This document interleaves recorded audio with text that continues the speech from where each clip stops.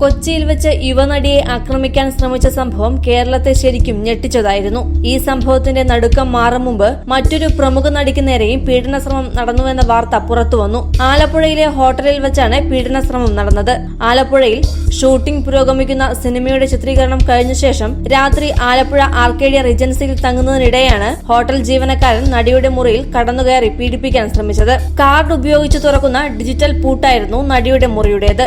ഈ കാർഡിന്റെ ഡ്യൂപ്ലിക്കേറ്റുമായി എത്തിയ ജീവനക്കാരൻ മുറി തുറന്ന് ഉറക്കത്തിലായിരുന്ന നടിയെ പീഡിപ്പിക്കാൻ ശ്രമിക്കുകയായിരുന്നു. ഈ സമയം നടി ബഹളം വെച്ച് പുറത്തേക്ക് ഓടുകയായിരുന്നു. ഇതേ തുടർന്ന് മറ്റു ജീവനക്കാരും സിനിമാ പ്രവർത്തകരും എത്തി ജീവനക്കാരനെ പിടികൂടുകയും ചെയ്തു. സംഭവത്തെ തുടർന്ന് നടി അഭിനയിക്കുകയായിരുന്ന സിനിമയുടെ പ്രവർത്തകരും നടിയും രാത്രി തന്നെ റൂം വെക്കേറ്റ് ചെയ്തു പോയെന്നാണ് വിവരം.